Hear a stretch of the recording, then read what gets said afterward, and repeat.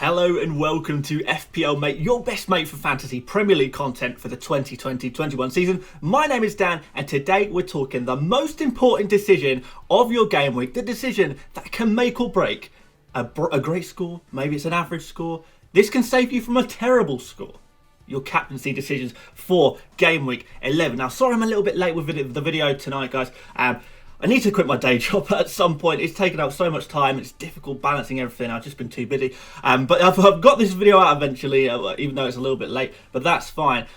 So, as always, we're going to do 5 captains today. If you do enjoy this video, please do give it a big old thumbs up. And if you're new around here, maybe subscribe as well. That would be really, really appreciated. We're going to do 5 captains, worst to last. We're going to go to my best captain now. I'm going to be captaining my #1 choice in my own team. So, you know, it's got that. So first of all, let's check out how we got on last week. Mixed results last week, I guess. So Raheem Sterling versus Burnley, he didn't play, and it kind of looks like now Pep rotation has struck, and it kind of looks like Raheem is going to be playing more Champions League games, maybe not so many Premier League games. So interesting stuff there. At least he didn't come on for a 1-pointer, because that would have been very, very tragic for those of you who captained him. And hopefully you set a nice vice captain and the points just passed over to your vice captain and all good there. Hopefully, fingers crossed. Mo Salah against Brighton. I said Brighton are not as bad defence as people like to think they are. Liverpool aren't going to score a lot of goals, and Liverpool didn't score a lot of goals. And as such, Mo Salah just the assist and 6 points,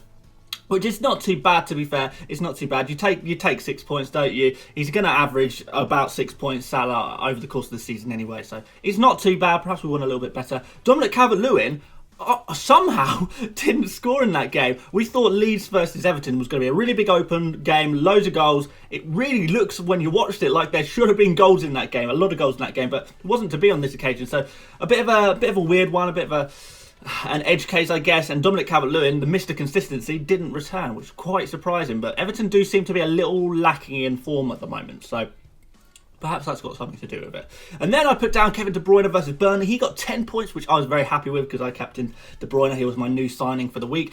Looking really good. Man City looking really impressive, and Burnley disappointed, perhaps a little bit in part to them not having their main goalkeeper fit, and they had to play Peacock Farrell instead of Pope. And then Jamie Vardy, this was probably the biggest disappointment of the week. Leicester, probably the most disappointing team of the week, getting beaten by Fulham 2-1. Vardy could only manage an assist in that game, and I'm sure you guys, if you captain Vardy, by the time you were coming to the end of that game, you were probably thinking, thank God, an assist, we'll take that. But going into the game, you would want it a lot more. And I want to reassure you that that was the best captain choice still.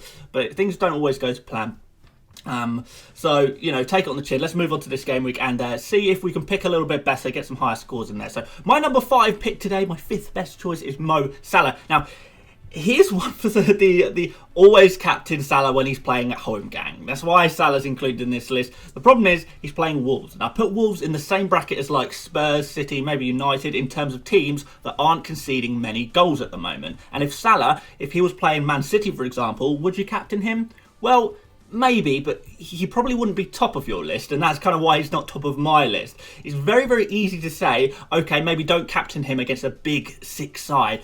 But what about the best 6 defences in the league? Because Wolves fit into that category, even if they don't have the same pedigree as some of the classic big teams. And you can say that Wolves have switched to 4 at the back. Maybe they'll be a bit more exposed, but the stats so far say it hasn't really made a difference. They're still one of the top performing defensive teams. Over the past 5, Wolves have the 5th least shots conceded, the 5th least shots in the box against them, the 3rd least shots on target against them. In fact, that's only 11 over 5 games. So they're basically only conceding 2 shots on target per game, which is quite impressive, really, isn't it? They're the 5th best for expected goals conceded, and they're joint 3rd for actual goals conceded as well. So they're looking pretty good. But on the other hand, this is Liverpool's stacked attack, and one of the best players in world football, we've got to say. We've now got the creativity and goal scoring ability of Jota in there. Mane, I imagine, will come back, and Firmino is Firmino. With Salah, you kind of always got a decent chance of a return. But remember, I know there was some disallowed goal business, but in actual terms, Liverpool only managed just 6 shots in that last game against Brighton, 2 on target. So don't get the impression that Salah and Liverpool will just roll any team over. There is such thing as a tough game, even for them. And I think this might be just that. I'm not expecting a big haul. But Salah is usually a safe bet. A bit of a brainless type captain. If you don't fancy the stress of picking a captain, just chuck the armband on Salah and get on with your day kind of thing. So my number 4 pick today is Jamie Vardy. Vardy is kind of a bit of a frustrating one. I know he got an assist in that last game, so it's not technically a blank. But when your premium striker only scores 5 points against 2021's whipping boys, you're probably going to feel a little bit disappointed. We expect more, and it kind of feels like a blank. A blank in a previous game, 2 against a bit part Liverpool defence. It should have been a perfect team to attack with pace. I don't know. I just get the impression that Vardy scores pretty much at random, and no opposition is particularly less likely to be scored against or more likely to be scored against with Vardy. And with penalties being a major source of his goals as well this season, that just adds this additional random element, doesn't it? And when you don't know when Vardy's going to bang, you don't know when to captain him either, which it makes it kind of tricky to know when to put him in this list. Yes, he could score a penalty, grab an open play goal, and then get an assist on top of that.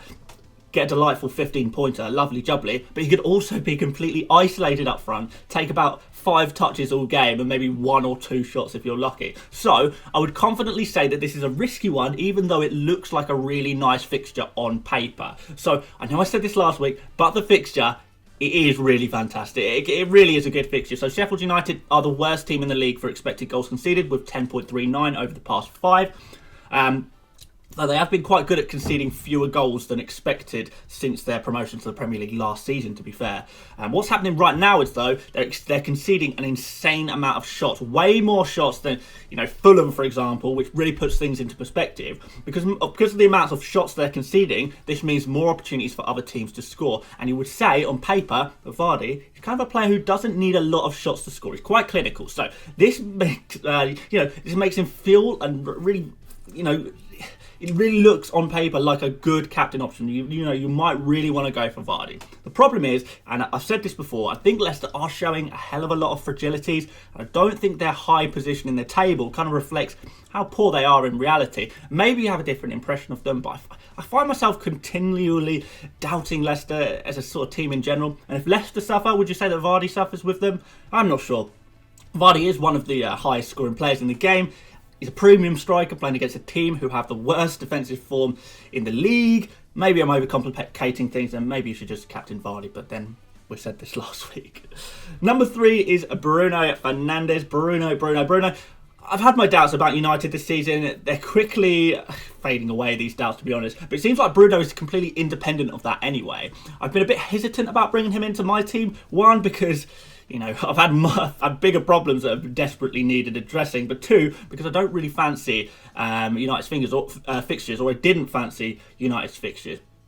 I think that's going to turn around soon. But I think it's pretty obvious by now that Bruno kind of operates independently of fixtures as well. He can score against anyone, he can assist against anyone, and it's not always penalties and set pieces anymore either. He's sort of scored double figures in every away game so far this season, just in case you're one of those people who recognise that stat. What I do think is an important stat is though that he's scored double figures in each of the last 3 games. Yeah, those 3 games were probably a bit easier than a game against West Ham, particularly Southampton in hindsight after their second half collapse. But West Ham have been waning a little bit defensively recently. They're down to 13th for expected goals over the past 5 with 8.56, so slightly below average there. 61 shots conceded in 5, which is about average, maybe slightly better than average. 2 big chances conceded per game. So yeah, basically they're about average in terms of the defences in the league. Nothing amazing, but certainly no rollovers. Certainly not a difficult game, if you like. Bruno, on the other hand, statistically, he's looking absolutely lovely. 2.84 expected goals in 5, and it's not all penalties anymore either. He's taken an insane 5 shots per game. Only Bamford is beating him on that one. Unfortunately, most of these shots are outside the box, but I think he can score from out there, so I don't think that's too much of an issue. He's also got 2.35 expected assists in 5, which is what's really turning my head towards him. 13 keen passes, 4 big chances created. Only Grealish and De Bruyne are posting better creative stats right now. So basically, Bruno, he's looking really good. He should be on your transfer radar, and if you already got him, he's definitely worth a shout for the captain's armband. My number 2 pick for this game week is Riyad Mahrez. No surprise, this is kind of a fixture that we're going to be targeting whipping boys, Fulham against Man City, the goal machines. Okay, maybe they've disappointed in terms of being their usual goal machine selves for the majority of this season, but a 5-0 win against Burnley last game week kind of got me thinking, are the Man City we know back? Is this going to be that team that just blows away opponents? The signs have kind of been there for a while. They've been creative, having loads of chances to score, but the final finish was never quite there. Statistically, they've looked great despite some tough fixtures. So this could just be a regression towards the mean. Maybe, getting back towards the average if they've not conceded when they've not scored a lot of goals when they were expected to score a lot of goals. Maybe they've got to catch up with the average and score loads of goals now, maybe. And if so, can we kind of expect a dominant performance against a much weaker team?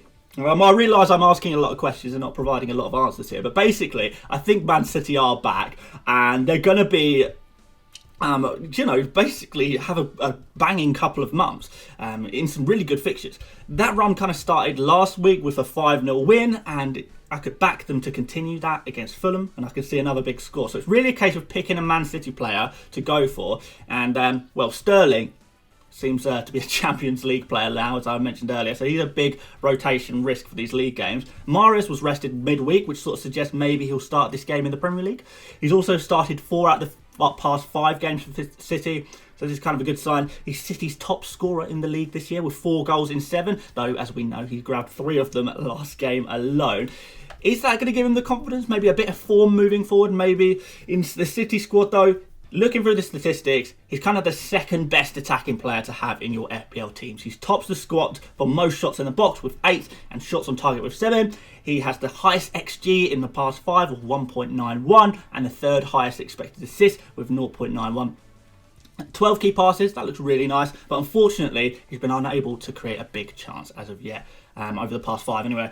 He can be a bit of a troll. You can't always predict when he's going to play, when he's going to be rotated, but I've been pretty confident about him starting this one, and that's kind of why he's the second best City player and the second best on this list, number 2. So I think that makes it pretty obvious. Number 1, who's it going to be? Well, it's Kevin De Bruyne. KDB is back, baby. Well, what I mean is Man City are back, and KDB has kind of resurfaced as an FPL GOAT. So I captained him last game week, and he pretty much saved my game week, to be honest. Like I've said before, he's posting really good stats for a while. He's been very creative, the creative hub of this Man City team. 12 key passes, 5 big chances created in 5. So that's a big chance created every game. An insane 17 shots taken, so he's shooting non-stop. And if he can get some more shots on target, then there's going to be some goals there as well. And all of this, considering he didn't even start that game in game week 6. So really, it's kind of like all these stats in 4 games. That kind of looks really good. He's the number 1 creative player in the league right now. It looks even clearer if you do it per minute played. And he's playing in that fixture we all like to target. And I know Fulham, they did get a result against Leicester. But as I've said, Leicester as a team, I don't know if I'm fully convinced. Fulham look statistically like they've improved a little bit, but even then, by that I really mean now they're the 5th worst defence rather than the worst defence. And this could also be attributed to the fact that they're coming off the back of some pretty easy fixtures. If we're going to be honest, so Crystal Palace, West Brom, West Ham with no Antonio, out of form Everton team, and of course the unconvincing Leicester. They haven't actually faced a big team yet, other than Arsenal. I guess Arsenal, if you count Arsenal as a big team these days, and that was back in game week 1, and they lost 3-0.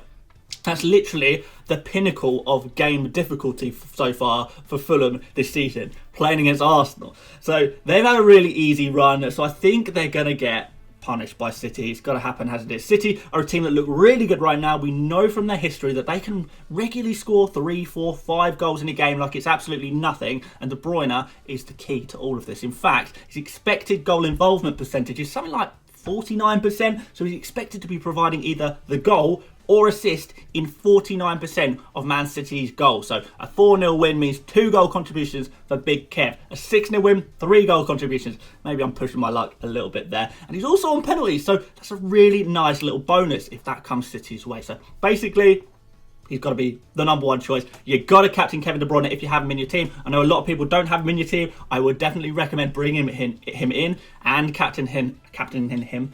I'm struggling to get my words out today. Maybe I'm so excited about Man City and KDB's newfound form. But really, I'm excited about this one. Really excited about De Bruyne over the next couple of months, and definitely going to be captaining him in my FPL team this week. So there you go. There are the captains for this game week. Thank you very much for watching this video, guys. Like I said, apologies for it being a little bit later than usual, but busy, I'm afraid. I'm going to do a stream tomorrow, guys. If you'll join me for that, it'll be around 5 p.m, maybe a little bit later, maybe 5:15 p.m. GMT, just to give me a chance to finish work and get myself sorted and ready for the stream, maybe. So we'll be doing that tomorrow, and hopefully you guys will be able to join me. We'll answer some questions. I'm sure you have a lot of questions going into this game. It's a tough game week. It's another really tough game week. We're getting a lot of tough game weeks this season, and this is just probably the hardest one so far, particularly with the Aston Villa players and the Newcastle players and stuff like that. So hopefully I can help you out, answer some questions, and you know, give a little bit of clarity on some things, maybe some injuries you're worried about, you want to know about. I can do a bit of research, and yeah, hopefully try and give you the answers you require. So hopefully I'll see some of you guys then. But aside from that, thank you so much for watching today, guys. If you want to follow me on Twitter, follow me on Instagram, support me on Patreon, or join my mini league, the links are all in the description, so go check that out. Please like the video if you enjoyed what you saw today. Please subscribe if you're new around here. And aside from that, thank you again for watching, guys, and I'll see you on the next one. See you later, mates. Bye bye.